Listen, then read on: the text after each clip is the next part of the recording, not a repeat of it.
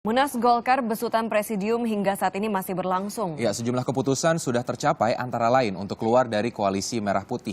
Untuk tahu perkembangan lebih lanjut dari lokasi, kita sudah terhubung dengan reporter kami Putu Diah. Ya, Diah, sampai dengan saat ini apa saja yang sudah dibahas dalam Munas kali ini? Ya, Taufik, sejak pukul 2 siang tadi sudah dilakukan rapat dari 3 komisi. Dan dalam Munas kali ini ada 3 komisi, yaitu Komisi A, Komisi B, dan juga Komisi C. Untuk Komisi A, mereka membahas mengenai ADART partai dan juga peraturan di organisasi.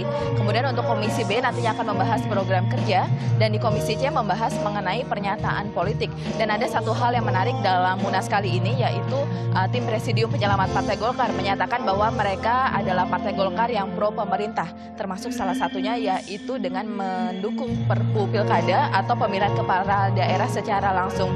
Dan berikut merupakan pernyataan dari Leona Baban selaku ketua dari sidang Komisi C mengenai pernyataannya tersebut. Maka Munas ini memutuskan akan mendukung Perpu pemerintah SBY yang lalu. Jadi pemilihan diletakkan tetap di tangan rakyat. Karena kita melihat hasil survei, 82,5% rakyat Indonesia menginginkan pemilihan itu pilkada langsung oleh rakyat sendiri. Maka Munas Golkar di Jakarta. Pembahasan di tiap komisi itu akan disampaikan secara umum dan dibahas dalam rapat paripurna sebagai hasil Munas Golkar nantinya. Taufik? Ya, Putu Diah, kapan rencananya pemilihan ketua umum ini akan digelar? Menurut agenda yang disampaikan sebelumnya bahwa nanti pada pukul 7 malam akan ada rapat yang membahas mengenai tata tertib pemilihan ketua umum dan juga verifikasi calon ketua umum. Hingga saat ini ada 3 calon yang akan maju sebagai ketua umum Golkar versi Presidium Penyelamat Partai ini. Yang pertama yaitu Priyo Budi Santoso, kemudian Agus Gumiwang Kartasasmita, dan yang ketiga Agung Laksono. Dan panitia Munas memastikan bahwa Munas kali ini berbeda dengan Munas yang berlangsung di Bali, bahwa tidak akan ada proses pemilihan ketua umum secara aklamasi. Nantinya seluruh peserta Munas dan para kader Partai Golkar masing-masing memiliki hak suaranya, sehingga Munas ini diklaim oleh mereka sebagai Munas yang lebih demokratis dibandingkan pada Munas di Bali lalu. Iya, Diah, dari yang bisa kita lihat tampaknya Munas ini kan sangat cepat sekali gitu ya untuk mencapai keputusan. Kira-kira apa yang menyebabkan hal ini terjadi?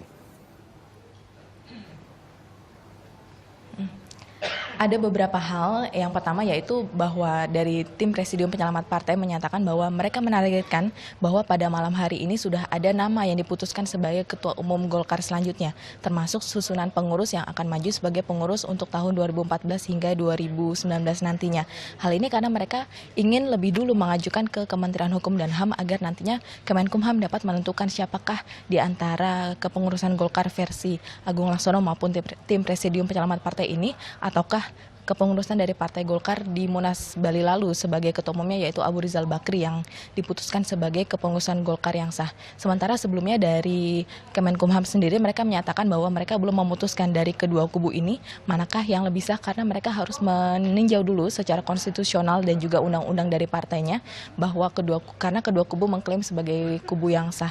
Dan selain dari Kemenkumham, dari tim Presidium Penyelamat Partai sendiri juga mereka menilai bahwa mereka mendapatkan dukungan dari pemerintah karena mereka mendapat restu dari sesepuh Partai Golkar, salah satunya yaitu Yusuf Kala yang juga saat ini menjabat sebagai wakil presiden. Dan mereka juga menilai bahwa Yusuf Kala yang sebelumnya pernah menjabat sebagai ketua umum Golkar, ia lebih tahu mengenai tata cara partai dan juga tata cara berdemokrasi.